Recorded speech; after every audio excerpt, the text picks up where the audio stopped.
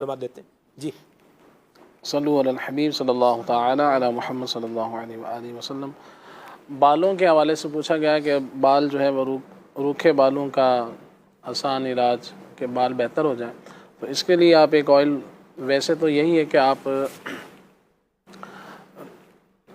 तिल और कोकोनट यानी खोपरे का ऑयल, इन दोनों को मिक्स कर लें हम वज़न, और इसको लगाया जाए तो ये बालों के लिए बेहतरीन ऑयल है। और अगर आप बालों को होता है कि हम कुछ बनाएं, एक शौक़ होता है उनको कि हम खुद कुछ बनाएं, तो उसके लिए ये है कि आप ले लीजिए आंवला, खुश्क आंवला 1 पाव 250 ग्राम ये ले लीजिए, और बरगे हिना, मेहंदी के पत्ते जो कहा जाता है, तो ये आपने लेने आधा पाव, तकरीबन यूँ कह लें 60 ग्राम ले लें, एक छिटांक के करीब 60 ग्राम, और 60 ग्राम आप ले लीजिए मेथी दाना। तो ये 3 चीज़ें हो गई, 60 ग्राम मेथी दाना, 60 ग्राम जो है वो मेहंदी के पत्ते, और 125 ग्राम के आसपास आंवला। तो इनको करना क्या है, तकरीबन 4 लीटर आप पानी ले लीजिए, इस पानी में इसको पहले धो लें, धोने के बाद फिर इसमें डालें, इसमें मिट्टी होती है तो वो धुल जाएगी, सफाई होने के बाद आप इसमें पानी में डाल के इसको भिगो के रख दें रात को, पूरी रात ये भीगा रहे, तो सुबह जो है इसको जो पका लिया जाए, नहीं पक कर ये जब 4 लीटर का यूँ कह लें 2 लीटर रह जाए तो इसको उतार लें, इसको छान लें, फिर इस पानी को दोबारा दूसरे बर्तन में डाल के इसको फिर आप चूल्हे पे रख दीजिए, और इसके अंदर जो है 1 किलो तिल का ऑयल भी डाल दीजिए।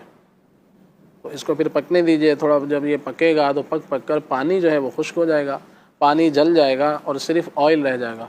जब सिर्फ ऑयल रह जाए तो इसकी निशानी ये होती है कि झाग जो बन रही होती है वो बनना बंद हो जाती है। तो फिर उसके बाद आप इसको उतार लीजिए, अगर थोड़ा देखेंगे अभी कुछ पानी है तो दोबारा पका लें, उतार के इसको छान के आप रख लीजिए।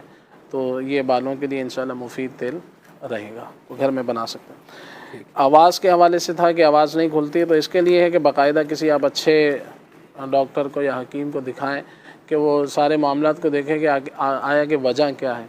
बहरहाल मैं एक मुख्तसर सा इलाज अर्ज़ कर देता हूँ जो आप कर सकते हैं। तो चूँकि आप ग़ालिबन पाकिस्तान से ही आपने कॉल की है, तो यहाँ पर जड़ी बूटियाँ आसानी से मिल जाती हैं, तो वो आप ले लीजिए। तो ये गले के इन्फेक्शन के लिए, दीगर जो गले के अमराज होते हैं उस हवाले से मुफीद है। अमलतास, ये लंबी लंबी फलियाँ होती हैं, ये हकीमों की दुकान पे आपको रखी हुई मिलेंगी। तो ये आपने इसको जब तोड़ेंगे तो इसके अंदर जो है वो बटन की तरह गोल गोल गूदा सा होता है, वो आपने लेना है तकरीबन 6 ग्राम। अमलतास की बेल और उसका गूदा 6 ग्राम चाहिए। अमलतास जो उसका जो यूँ कह लें फल कह लें, अमलतास उसका गूदा ही लेना ना। अमलतास खलील भाई, अगर ये तो 6 ग्राम वो निकालने के लिए बंदा 150-200 ग्राम अमलतास लेगा तो फिर कहीं जाके वो 6 ग्राम निकलेगा। क्या फरमाते हैं? वो अमलतास की फलियां कह लें। हाँ जी, फलियां। वो इसके अमलतास का जो दरख्त होता है, इसकी जो फलियां होती हैं वो लंबी लंबी सी डंडी की तरह जैसे होंगी, तो उसको आपने तोड़ना है। उसके अंदर से गूदा जो निकलेगा तो वो निकालने के लिए आप यूँ कह लें 1 पाव तो लें आप।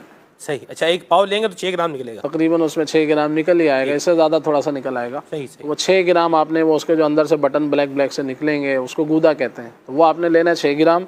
6 ग्राम मुलैठी ले लीजिए, मुलैठी आम सी चीज़ है। इसी तरह से जूफ़ा गुले जूफ़ा, ये फूल होते हैं छोटे छोटे, तो ये अगर मिल जाए तो अच्छी बात है, ना मिले तो भी खैर है। तो ये भी आपने 6 ग्राम लेना है। फिर इसके बाद है उनाब, ये बेरों की तरह गोल गोल होते हैं, तो ये 6 दाने ये भी ले लें। और फिर पंजाब में तो बहुत ज़्यादा मशहूर है ये लसूड़े जिसको कहा जाता है, और इसको सपिस्ता कहते हैं। हकीमों की दुकान पे जाएंगे सपिस्ता, तो ये खुश्क आपको मिल जाएंगे। तो ये 11 दाने ये ले लीजिए। सही, दोबारा दोहरा देता हूँ, अमलतास का गूदा 6 ग्राम, मुलैठी 6 ग्राम, गुले जूफ़ा ये 6 ग्राम, और इसके साथ उनाब जो है वो 6 दाने, और सपिस्ता के 11 दाने। इसको आप एक काम कीजिए कि तकरीबन जो है ना वो 1 गिलास पानी के अंदर, गर्म पानी में रात को भिगो दें। सुबह उठने के बाद इसको जो है पका लिया जाए। पक कर जब ये आधा गिलास रह जाए तो इसको छान लीजिए, छान के इसको पी लें। और ये दवाएं आपने फेंकनी नहीं है, इसमें दोबारा जो है 1-1.5 गिलास पानी डालकर दोबारा रख दीजिए, शाम तक ये भीगा रहे। शाम को फिर दोबारा इस तरह से पका लें, फिर इन दवाओं को फेंक दें। तो इस तरह जो है ना नज़ला, ज़ुकाम, खांसी, गले की ख़ास तौर से जो तकलीफ़ होती हैं उसमें ये मुफीद रहेगा। तो दोनों टाइम सुबह शाम इसको पी लें। थोड़ा सा शहद मिलाना चाहें तो आप इसमें मिला सकते हैं। तो इंशाल्लाह सांस की तंगी, गले के हवाले से, कब्ज़ के हवाले से भी इंशाल्लाह ये मुफीद रहेगा। अमलतास का गूदा जो है ये कब्ज़ में भी मुफीद रहता है, तो इसको आप इस्तेमाल करें। अल्लाह पाक आपको शिफा दे, और अपना बाकायदा किसी अच्छे तबीब से जो है वो इलाज भी करवाएँ। इस्लामी भाई की कॉल थी कि 75 उनकी उम्र है और कमज़ोरी के हवाले से फरमा रहे हैं। तो इसमें यह है कि जब भी आप कॉल करें, कुछ अपना मसला बयान करें, तो इसमें कोशिश किया करें कि अपनी जैसे उम्र आपने बताई है तो ये भी बता दिया करें आपको कोई शुगर तो नहीं है, आपको कोई बीपी हाई तो नहीं होता है, या इस तरह कोई कोलेस्ट्रॉल वगैरह तो नहीं बढ़ा हुआ है। 2-3 चीज़ें इसमें ऐड कर देंगे तो हमें थोड़ा सा वाज़ेह हो जाएगा, तो उसके हिसाब से बंदा मशवरा देने में आसानी होती है। सही।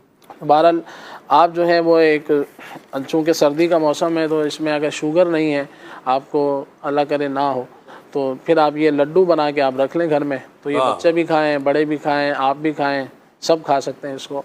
और इसमें यह है कि जिसको कोलेस्ट्रॉल है तो वो इसमें से काजू जो है वो हटा दें। सही। तो अब आप ये चीज़ें नोट कर लें, बादाम, काजू, अखरोट, पिस्ता, नारियल का पाउडर, और ये हो गई सारी चीज़ें। इसके बाद है गोंद, कीकर की गोंद होती है वो आप ले लें। गोंद फलाई भी कहा जा, वो अलग होती है, वो भी ले सकते हैं। एक होता है गोंद कतीरा, तो गोंद कतीरा नहीं लेनी है, सिर्फ गोंद बबूल की गोंद या कीकर की गोंद, तो वो आपने लेनी है। तो वो आपने लेनी है। इसी तरह से मेथी दाना, तो ये सारी चीज़ें आपने लेनी है 1-1 पाव। बादाम, काजू, अखरोट, पिस्ता, नारियल, गोंद और मेथी दाना, तो ये सारी चीज़ें आपने 1-1 पाव ले लें। फिर 1 किलो खजूर ले लें। तो ये सारी चीज़ें पहले पीस लें, फिर खजूरों की गुठलियाँ निकाल लें, खजूरों को अच्छी तरह से जैसे मसल लें, कूट लें, बिल्कुल वो जैसे मलीदा सा बन जाए, बिल्कुल वो मिक्स हो जाए, उठ जाए जब। हाँ। तो उसके बाद फिर ये कि आप ये जो सफ़ूफ़ है इसको इसमें शामिल करें, आटे की तरह इसको जैसे मिला लें, मिक्स कर लें, जैसे आटा गूंथते हैं। तो फिर ये एक लिक्विड जैसे इस तरह से बन जाएगा एक।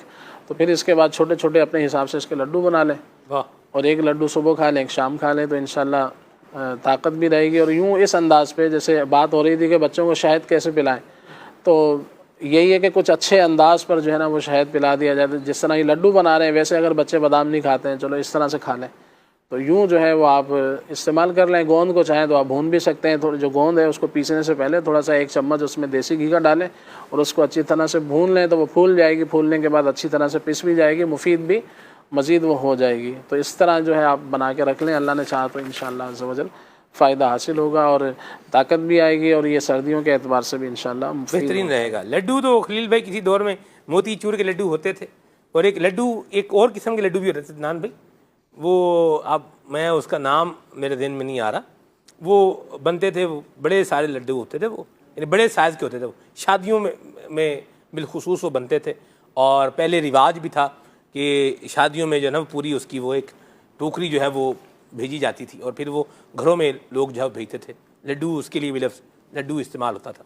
तो चलें बारक अल्लाह सलामती की अता फरमाए। चलें खलील भाई ने बताया है, तो ये अच्छा जो एक अंदाज़ है बच्चों को खिलाने के लिए, इसको भी फॉलो करें।